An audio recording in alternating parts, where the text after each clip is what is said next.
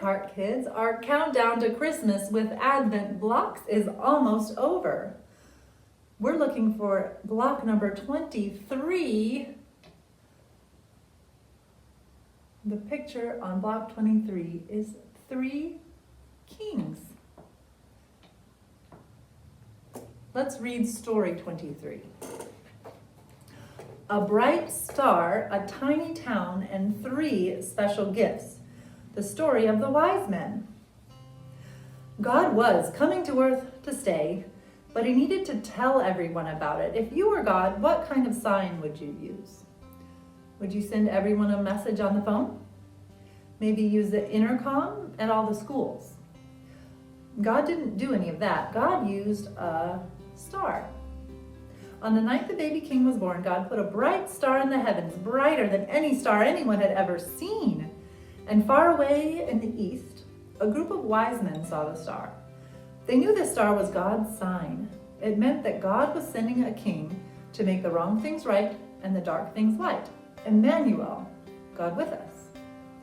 The next morning, the wise men packed their bags with the most special gifts they had. Gold, which looked wonderful, frankincense, which smelled wonderful, and myrrh, which tasted wonderful. They hopped on their camels because cars hadn't been invented yet, and they started their journey. God guided the wise men by the light of the star, even when it was hard, even when they got a little lost, even when the journey stretched on for months and months and months. God was with them.